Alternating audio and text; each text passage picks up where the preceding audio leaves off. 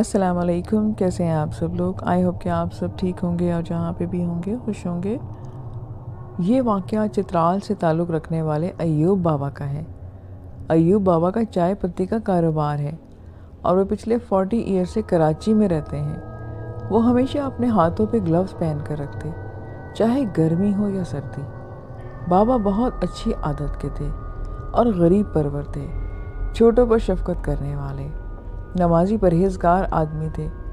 میں ان سے اکثر اصرار کرتا کہ بابا کیا وجہ ہے کہ آپ ہمیشہ اپنے ہاتھوں پہ گلوز پہنے رہتے ہیں؟ وہ ہر بار میری بات ٹال دیتے۔ ایک بات میں نے انہیں بہت اصرار کیا تو انہوں نے مجھے بتایا کہ یہ ایک راز ہے جسے میں نے آج تک کسی کو نہیں بتایا۔ تم ضد کر رہے ہو تو میں تمہیں بتاتا ہوں، لیکن پہلے تم میرے ہاتھ دیکھ لو، پھر کہانی تمہیں سمجھ آ جائے گی۔ انہوں نے اپنے گلوز اتارے اور جیسے ہی مجھے اپنے ہاتھ دکھائے تو میری چیخ نکل گئی۔ ان کے ہاتھ میں ایک بدنما عورت کی تصویر تھی جس کی خون خوار آنکھوں سے آگ نکل رہی تھی۔ انہوں نے دوبارہ فوراً سے گلوز پہن لیے۔ میں نے پوچھا کہ بابا یہ کیا ہے؟ تو بابا نے بتایا کہ یہ 1968 کی بات ہے۔ میں بزنس کے سلسلے میں مشرقی پاکستان ڈھاکہ گیا ہوا تھا اور اس وقت بنگلہ دیش نہیں بنا تھا، اور میں اکثر وہاں کاروبار کے حوالے سے جایا کرتا تھا۔ مجھے شہر کے شور شرابوں سے کوئی خاص لگاؤ نہیں تھا۔ میں خاموش آدمی تھا، اس لیے میں نے شہر کے قریب ایک آبادی سے دور علاقے میں ایک کاٹیج میں رہائش کی۔ میں اس کاٹیج میں پہلی بار ٹھہرا تھا۔ ایک سنسان علاقے میں درختوں کے درمیان یہ کاٹیج دور سے ایک بھوت بنگلہ لگتا تھا جو اپنے بہت سارے ہاتھ پھیلائے کھڑا تھا۔ میں رات کے قریب 8 بجے وہاں پہنچا، لیکن 8 بجے اتنا گہرا سناٹا اور کالی رات چھائی ہوئی تھی کہ مانو رات کے 3 بج رہے ہوں۔ میں نے مینیجر سے کمرے کا پوچھا، اس نے مجھے کمرہ دکھا دیا۔ کمرہ کافی بڑا تھا۔ رات کے وقت کھڑکی سے چاند کی نیم مدھم روشنی اندر آ رہی تھی، جس سے کمرے کی پراسراریت میں مزید اضافہ ہو گیا۔ میں نے کمرے کا کرایہ دیا اور اپنا سامان لے کر آ گیا۔ مینیجر نے کسی عورت کو آواز دی۔ اگر میری یادداشت مجھے دھوکہ نہیں دے رہی تو غالباً وہ لڑکی کا نام ریٹا تھا۔ تھوڑی دیر میں ایک خوبصورت کم عمر نوجوان لڑکی میرے کمرے کے پاس آ کر کھڑی ہو گئی۔ مینیجر نے لڑکی کو میرا تعارف کروایا اور پھر مجھے کہا کہ سر، آپ جس چیز کی بھی ضرورت ہو ریٹا سے کہیے گا، وہ آپ کو لا کر دے گی۔ لڑکی کی آنکھیں کسی بلی کی طرح تھی جس میں ایک عجیب و غریب کھنچاؤ تھا۔ اس کے بعد میں اپنے کمرے میں چلا آیا۔ کیونکہ میں بہت تھکا ہوا تھا اس لیے فریش ہو کر کھانا کھاتے ہی سو گیا۔ رات بڑی پرسکون نیند آئی۔ صبح اٹھ کر میں شہر کی طرف اپنے کام کے حوالے سے نکل پڑا۔ شام کو پھر کاٹیج آیا، عشاء کی نماز پڑھی، کھانا کھایا اور کتاب کا مطالعہ کرنے لگا۔ تھوڑی دیر ہی گزری تھی کہ میرے دروازے پر ناک ہوا۔ جب میں نے دروازہ کھولا تو ریٹا میرے سامنے کھڑی تھی۔ اس نے مجھے اندر آنے کی اجازت مانگی، لیکن میں نے دیکھا کہ اس نے عجیب و غریب کپڑے پہنے ہوئے تھے۔ میں نے اسے ٹالنا چاہا۔ میں بہت تھک چکا تھا اور سونا چاہتا تھا۔ یہ کہہ کر میں نے دروازہ بند کر دیا۔ تھوڑی دیر میں کتاب پڑھتا رہا اور پھر سونے کے لیے اپنے بستر پر لیٹ گیا۔ پورا دن تھکا ہوا تھا۔ لیٹتے ہی نیند آ گئی۔ آدھی رات کے قریب مجھے ایسا محسوس ہوا کہ میرے کمرے میں کوئی اور بھی موجود ہے۔ میں نے آنکھیں کھولی تو دیکھا کوئی نہ تھا۔ چاند کی روشنی ویسے ہی کمرے میں آ رہی تھی۔ کمرے میں ایک عجیب سی بو پھیلی ہوئی تھی، جیسے کوئی مردہ لاش کئی مہینوں سے کمرے میں پڑی ہو۔ کسی کے ہونے کا احساس مجھے مسلسل ہو رہا تھا۔ مجھے ایسا لگ رہا تھا جیسے کسی نے مجھے پکڑ لیا ہو اور مسلسل اپنی گرفت مضبوط کر رہا ہو۔ میں اٹھ کر دیکھا تو کوئی نہ تھا۔ اسے میں نے اپنا وہم سمجھا اور دوبارہ سے سو گیا۔ تھوڑی ہی دیر گزری تھی کہ مجھے میرے دونوں ہاتھوں کی ہتھیلیوں میں جلن محسوس ہوئی۔ میں نے سوچا کہ سفر کی وجہ سے اس طرح ہو رہا ہوگا، اس لیے میں نے زیادہ خیال نہیں کیا۔ جب جلن بہت زیادہ درد میں تبدیل ہو گئی تو میں نے اپنی آنکھیں کھولی۔ آنکھیں کھولتے ہی خوف سے میری چیخ نکل گئی۔ ایک بدصورت خوفناک شکل والی عورت جس کے بال کھلے تھے، اس کے دانت باہر تھے، وہ میرے بستر پر لیٹی میرے دونوں ہاتھوں کو پنجوں میں اپنے ناخن گھسائے ہوئے تھی۔ میں نے فوراً سے قرآنی آیات پڑھنے لگا اور وہاں سے بھاگ کھڑا ہوا۔ دماغ کام کرنا میرا بند ہو چکا تھا۔ نہ جانے میں کتنی دیر بھاگتا رہا اور پھر ایک جگہ نڈھال ہو کر بیٹھ گیا۔ میرے ہاتھوں میں درد ہو رہا تھا اور خون بھی بہہ رہا تھا۔ میں نے اپنی قمیض کا حصہ پھاڑ کر دونوں ہاتھوں پہ باندھ لیا۔ سنسان جنگل، نہ آدم ذات۔ وحشت زدہ دل دہلانے والی خاموشی میرے ڈر میں اور اضافہ کر رہی تھی۔ نہ جانے کتنی دیر میں پتھر بنا بیٹھا رہا، پھر مجھے غنودگی طاری ہو گئی۔ جب اٹھا تو اب صبح ہو چکی تھی۔ میں ابھی تک خوف میں تھا۔ اس دن اپنے شہر کے لیے واپس آ گیا۔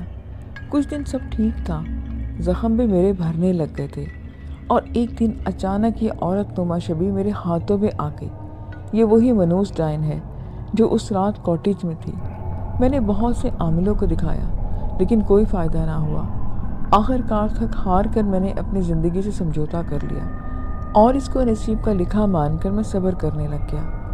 ابھی بھی رات کو میرے ہاتھوں میں اتنا شدید درد ہوتا ہے کہ میں بیان نہیں کر سکتا۔ اگلی کہانی رجب نے کراچی سے سینڈ کی ہے۔ آئے میں آپ کو انہی کی زبانی سناتی ہوں۔ یہ 90 کی دہائی تھی۔ میں ان دنوں نوکری کی تلاش میں کراچی چلا آیا۔ کراچی کے بارے میں سنا تھا کہ یہ سب کو اپنے دامن میں پناہ دیتا ہے۔ یوں تو کراچی میں میرا کوئی واقف کار نہیں تھا، مگر اپنے اوپر مجھے بھروسہ تھا۔ اکاؤنٹنٹ کی سٹڈیز کمپلیٹ کر کے آیا تھا۔ ابا جان کی ریٹائرمنٹ میں 1-2 سال ہی باقی تھے۔ مجھے امید تھی کہ نوکری مجھے جلد مل جائے گی اور میں اپنے پیروں پہ کھڑا ہو جاؤں گا۔ جب کراچی چھاونی اسٹیشن پر اترا تو رات کے 8 بج رہے تھے۔ میری کل کائنات ایک سفری بیگ کے سوا میرے پاس کچھ بھی نہ تھا۔ ان دنوں موبائل فونز وغیرہ بھی اتنے عام نہیں تھے۔ میں گاڑی سے اتر کر ایک طرف کو چل دیا، مگر بھوک نے میرا برا حال کیا ہوا تھا، سو ایک چائے کے اسٹال پر میں جا کے رکا۔ میں نے سوچا تھا کہ کہیں چھوٹی موٹی سرائے نما جگہ ڈھونڈ کر وہیں رک جاؤں گا اور نوکری ملنے کے بعد جگہ تبدیل کر لوں گا۔ کھانے پینے کی طرف ہو کے میں نے سوچنے لگا کہ اب میں کس طرف جاؤں۔ پھر ارادہ کیا کہ آج رات کہیں اسٹیشن پر بسر کی جائے۔ میں ایک بینچ پر بیٹھ کر آنے جانے والے لوگوں کو دیکھنے لگ گیا۔ اللہ سے دعا بھی کر رہا تھا کہ وہ جلد میرے لیے نوکری اور رہنے کا کوئی وسیلہ بناتے۔ بیٹھے بیٹھے رات کے اب 11 بج گئے تھے۔ اسٹیشن کی رونقیں کم ہونا شروع ہو گئیں۔ میں موقع دیکھ کر بیگ سر نیچے کے رکھ کر لیٹ گیا۔ کسی نے کوئی نوٹس بھی نہ لیا۔ نہ جانے کب میری آنکھ لگ گئی۔ رات کے پچھلے پیر ٹرین کی وسل سے آنکھ کھل گئی۔ اٹھ کر دیکھا تو کلاک 3 بجا رہی تھی۔ کوئی مال گاڑی جانے کو تیار کھڑی وسل دے رہی تھی۔ میں نے بیگ اٹھا کر گود میں رکھا۔ اب موسم ٹھنڈا ہو رہا تھا۔ چائے کا اسٹال کھلا ہوا تھا۔ اکا دکا مسافر کھڑے دکھائی دے رہے تھے۔ اسٹیشن ماسٹر کے آفس کی لائٹ بھی بند تھی۔ میں چوکس ہو کر بیٹھ گیا۔ صبح پہلی گاڑی ملتان کے لیے کب نکلتی ہے؟ ایک مسافر نے مجھ سے پوچھا۔ مجھے معلوم نہیں، چائے والے سے پوچھ لیں۔ وہ آگے بڑھ گیا۔ اتنے میں ایک ایجڈ کولی میرے پاس آ کر بینچ پر آ بیٹھا۔ کہاں سے آئے ہو بیٹا؟ اس نے سوال کیا۔ جی فیصل آباد سے آیا ہوں۔ رہنے کو کوئی آسرا نہیں کیا؟ وہ عام لہجے میں بولا۔ میں نے چونک کر اسے دیکھا۔ آپ کو کیسے پتا؟ یہ بال میں نے دھوپ میں سفید نہیں کیے۔ میں نے دنیا دیکھی ہے۔ کب سے اس بینچ پر لیٹے ہو؟ اور کوئی لینے بھی نہیں آیا؟ وہ چائے لے کر پینے لگا۔ جی بابا جی، میں نوکری کی تلاش میں آیا ہوں۔ ابھی تک کچھ پتہ نہیں کہ شہر کہاں ہے۔ وہ کلی بولا کہ بیٹا جب تک تمہیں نوکری نہیں ملتی میں تمہیں ایک آسرا دے سکتا ہوں۔ وہ مجھے غور سے دیکھ رہا تھا۔ میں اب خوش ہو کر بولا کہ صبح 7 بجے میری ڈیوٹی ختم ہو جائے گی، پھر میرے ساتھ چلے چلنا۔ کولی نے مجھے یہ بات کہی اور وہ چائے ختم کر کے کپ دینے اٹھ گیا۔ میرا نام مشتاق ہے اور نمبر 219۔ وہ واپس آ کر میرے پاس بیٹھ گیا۔ باتوں میں وقت کا پتہ بھی نہ چلا اور فجر کی اذان ہو گئی۔ نماز پڑھ کر مشتاق بابا 6 بجے والی گاڑی کی طرف گئے اور میں وہیں بیٹھا ان کا ویٹ کرنے لگ گیا۔ ٹھیک 7 بجے ان کے ساتھ چل دیا۔ نامعلوم راستوں سے ہوتے ہوئے میں ایک حویلی نما عمارت میں پہنچا۔ بس بیٹا یہی وہ جگہ ہے۔ وہ رکشے سے اترے اور کرایہ دینے لگے۔ میں نے دینا چاہا تو بولے کہ ابھی بہت وقت ہے، پھر کبھی صحیح۔ عمارت بالکل خالی تھی۔ کسی وقت میں وہاں کسی کی رہائش رہی ہوگی، مگر اب وہاں عجیب سا سناٹا طاری تھا۔ میں بڑا سا سیاہ گیٹ عبور کر کے اندر آ گیا۔ یہ ایک ہال نما جگہ تھی جس کے سامنے قطار در قطار کمرے تھے۔ کمروں کے دروازے بند تھے۔ ہال کے درمیان میں گول گھومتی ہوئی سیڑھیاں تھیں جن کی سیاہ ریلنگ تھی۔ سیڑھیوں کے اوپر سے روشنی نیچے ہال میں پھیلی ہوئی تھی۔ ایک عجیب سی مہک اس پوری عمارت میں پھیلی تھی، شاید وہ لکڑی کی مہک تھی۔ مشتاق بابا گیٹ کے قریب اٹیچ کمرے کی طرف بڑھ گئے۔ آجا بیٹا، یہ میرا آسرا ہے، اور وہ اندر آ گئے۔ کمرے میں ایک چارپائی بچھی تھی، ایک میز اور ایک کرسی بھی تھی۔ میز پر مٹی کے تیل کا لیمپ تھا۔ اس کے بالکل اوپر ایک کارنرز پر قرآن پاک رکھا تھا اور کچھ کتابیں بھی تھیں، اور ایک کونے میں چھوٹا سا چولہا اور کچھ برتن تھے۔ انہوں نے کہا کہ جب تک جی چاہے یہاں رہ سکتے ہو، اور وہ خود بھی اس کی نگرانی کے لیے یہاں رہتے ہیں، اس لیے کوئی کرایہ نہیں دینا ہوگا۔ میں کیا چاہتا تھا؟ میں نے ان سے فوراً ہی حامی بھر دی، اور اس وقت میرے وہم و گمان میں بھی نہ تھا کہ یہاں رہنا کیا رنگ لائے گا۔ مشتاق بابا میرے منع کرنے کے باوجود مجھے چھوڑ کر ناشتہ لینے چلے گئے۔ میں اپنے بیگ سے کاغذات نکال کر دیکھنے لگ گیا۔ میرے سرٹیفکیٹس اور ڈگری مجھے جلد نوکری کی دلا سکتی تھی، یہ بات مجھے معلوم تھی۔ ایک عجیب سا سناٹا طاری تھا، اور اس جگہ پہ مجھے تجسس سا ہوا کہ یہ گھر کس کا تھا اور وہ لوگ کہاں گئے جو یہاں رہتے تھے۔ میں کمرے سے باہر نکل کر گھر کا جائزہ لینے لگ گیا۔ وہ عمارت راؤنڈ شیپ کی تھی، تمام کمروں پر نظر جاتی تھی۔ کمروں کے دروازے سیاہ لکڑی سے بنے ہوئے تھے، اور ان پر پھولوں کی تصویریں تھیں جو وقت کے ساتھ دھندلا چکی تھی۔ ایک کونے میں کمرے کا دروازہ کھلا ہوا تھا، اندر سے دھوپ کی ہلکی سی روشنی آ رہی تھی۔ میں آہستہ قدموں سے سینے کی طرف بڑھا اور اس کے قریب پہنچ کر میں نے اوپر دیکھا۔ سیڑھیاں گول گھومتی اوپر ہی جا رہی تھیں، شاید چھت تک جاتی ہوں۔ میں دل ہی دل میں اندازہ لگایا۔ میں سیڑھیوں کی ریلنگ کو پکڑنے والا تھا کہ مشتاق بابا گیٹ سے اندر آئے۔ کہاں جا رہے ہو بیٹا؟ آؤ ناشتہ کر لو۔ ان کی آواز سن کر میں جلدی سے کمرے کی طرف آ گیا۔ وہ ناشتہ، چائے اور اخبار لے کے آئے تھے۔ ناشتہ کر لو، پھر نوکری کے لیے کوئی اسامی دیکھو، انہوں نے سنجیدگی سے کہا۔ تو میں بھی جلدی اخبار کھول کر دیکھنے لگ گیا۔ میں ان پر بوجھ بننا نہیں چاہتا تھا۔ انہوں نے بتایا کہ کونے والا کمرہ باتھ روم اور وہاں پانی بھی ہے، تو میں اطمینان سے تیار ہو سکتا ہوں۔ ناشتہ کر کے میں ایک دو جابس کو دیکھ کر وہاں جانے کی تیاری کرنے لگ گیا۔ بابا جی زمین پر چٹائی بچھا کر لیٹ گئے۔ ان کی ڈیوٹی رات کی تھی۔ ان کے مطابق اس دنیا میں ان کا کوئی بھی نہ تھا، اور جو وہ آمدنی تھی اس کا کرنا ہی کیا تھا سوائے کھانا کھانے کے۔ وہ سو گئے اور میں جاب کے لیے نکل گیا۔ اس حویلی نما عمارت کے باہر نکل کر میں نے غور سے دیکھا۔ وہ 3 منزلہ عمارت تھی اور اچھی حالت میں تھی۔ عمارت کے چاروں طرف کافی دور تک میدان تھا، باقی آبادی اس سے ہٹ کر تھی۔ بابا جی نے پتہ لکھوا دیا تھا تاکہ آنے میں مجھے دقت نہ ہو۔ ایک دو جگہ انٹرویو دینے کے بعد میں واپس پہنچا تو عصر اور مغرب کا درمیانی وقت تھا۔ میں نے دروازے کی طرف ہاتھ بڑھایا ہی تھا کہ بابا جی نے دروازہ کھولا۔ میں نے حیرت سے ان کو دیکھا تو وہ بولے کہ میں کھانے کے لیے کچھ لینے جا رہا ہوں۔ میں نے ان کو منع کر دیا کیونکہ میں کھانا لے کر آیا تھا۔ 7 بجے کھانا اور چائے سے فارغ ہو کر بابا جی اسٹیشن کے لیے چلے گئے۔ جانے سے پہلے انہوں نے مجھ سے کچھ باتیں کی۔ وہ باتیں کچھ یوں تھیں کہ گھر کا مین گیٹ دروازہ رات کو کسی قیمت پہ بھی نہیں کھولنا، کمرے کے سوا کہیں بتی روشن نہیں کی جائے، اور ضرورت کے سوا کمرے سے نہیں نکلنا، اور کوئی بھی وجہ ہو اوپر بالکل نہیں جانا۔ تو وہ چلے گئے اور میں لیمپ جلائے کمرے میں بیٹھ گیا۔ مشتاق بابا کی باتوں سے میرا ذہن الجھ چکا تھا، مگر سر جھکائے فی الحال یہی ایک ٹھکانہ تھا میرے پاس جو میں گنوانا نہیں چاہتا تھا۔ آج کے انٹرویو مجھے کافی پر امید تھا۔ میں اپنی فیوریٹ بک جو میں ساتھ لایا تھا نکال کر پڑھنے لگ گیا۔ تھکاوٹ اس قدر تھی کہ جلدی ہی میں سو گیا کہ اچانک میری آنکھ کسی چیز کے گرنے کی آواز سے کھل گئی۔ میں اپنی جگہ پر لیٹا اس پر غور کرنے لگا کہ یہ خواب تھا کہ حقیقت۔ کمرے میں اب مکمل اندھیرا تھا۔ لیمپ سونے سے پہلے میں بند کر چکا تھا۔ میں نے کروٹ لے کر دوبارہ سے آنکھیں بند کر لی۔ جیسے ہی میری آنکھ لگنے کو تھی تو زوردار آواز جیسے کوئی دروازہ بند کیا ہو، مجھے بہت زور سے آواز سنائی دی۔ میں اٹھ کر بیٹھ گیا۔ گھڑی پر نگاہ ڈالی تو سوئیاں 3 بجا رہی تھیں۔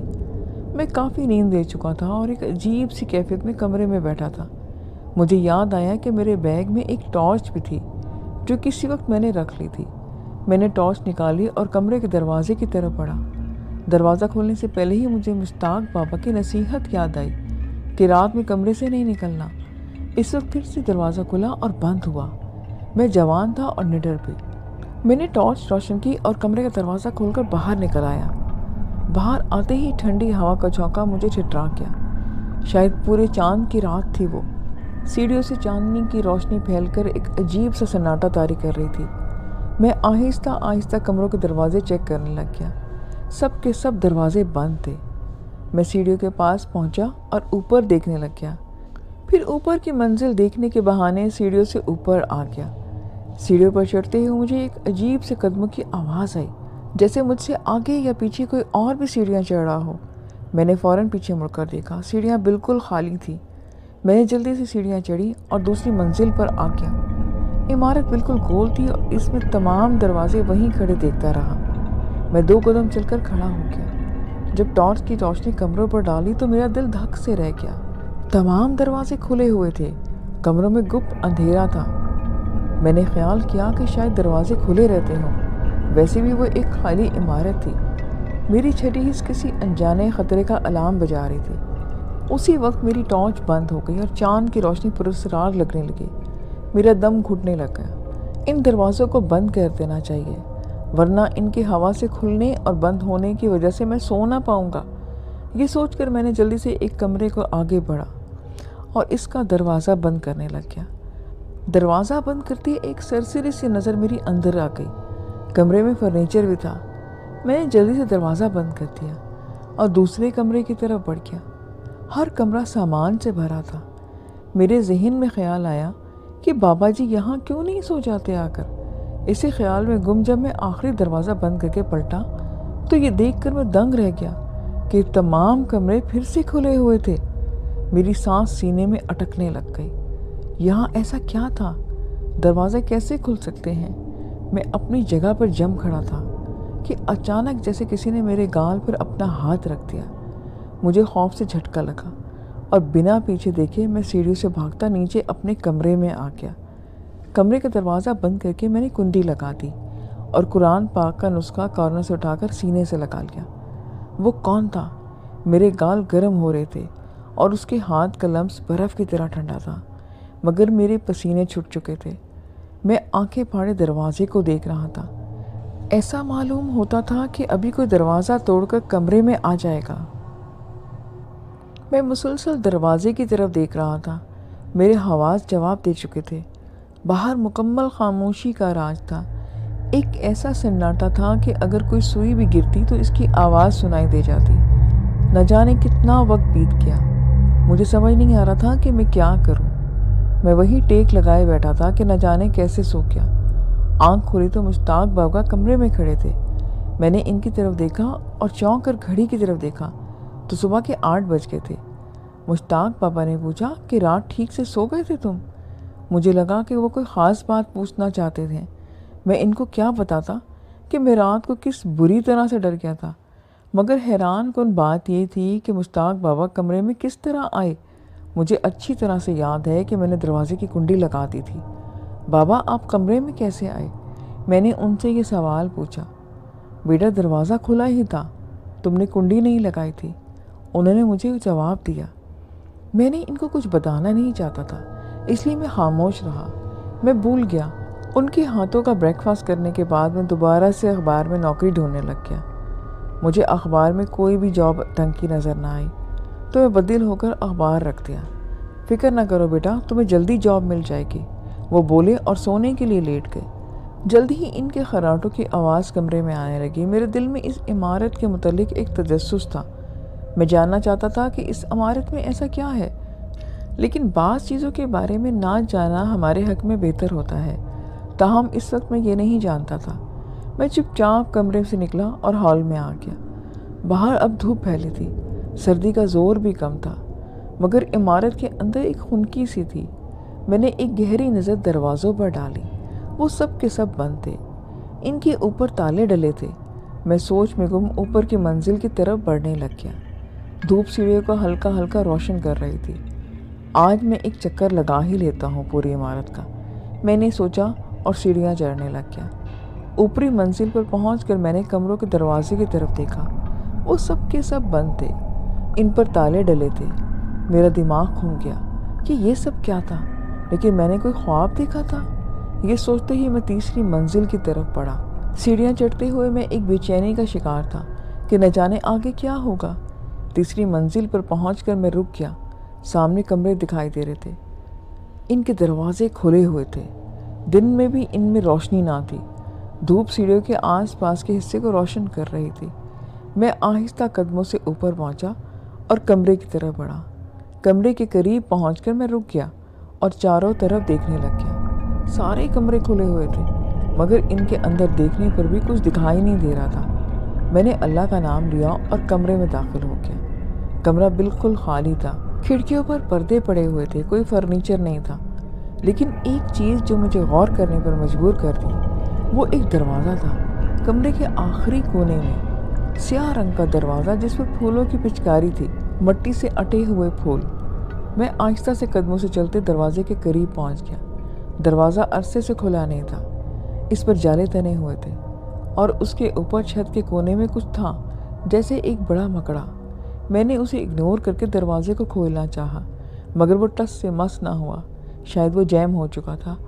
میں نے زور سے دھکیلا تو وہ تھوڑا سا پیچھے ہو گیا، پھر سے اچانک سے بند ہو گیا، جیسے کوئی اسے بند کر رہا ہو۔ میں نے دروازہ دوبارہ کھولا، اب کی بار اسے زیادہ زور لگا کر کھولا تھا۔ وہ آدھا کھل گیا۔ میں نے اندر جھانکا، اندر سے ہوا کا جھونکا آیا اور میں سمجھ گیا کہ اس وجہ سے ہی دروازہ بند ہوا تھا۔ میں آگے بڑھ کر اس دروازے سے اندر آ گیا۔ میں دوسرے کمرے میں تھا۔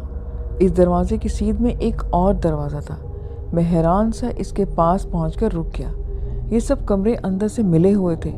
میں پریشانی سے کمرے کو دیکھنے لگا، پھر بیرونی دروازے سے باہر کی طرف نکلنے لگا۔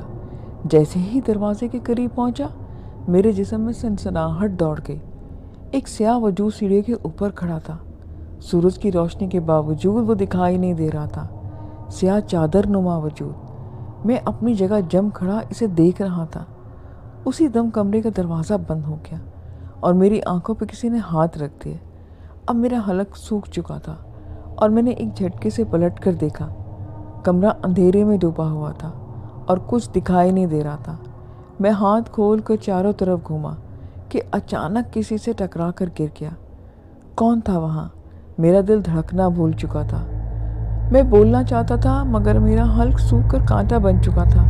میں جہاں تھا وہیں رہ گیا۔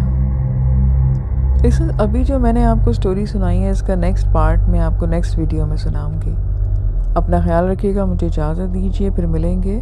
اللہ حافظ۔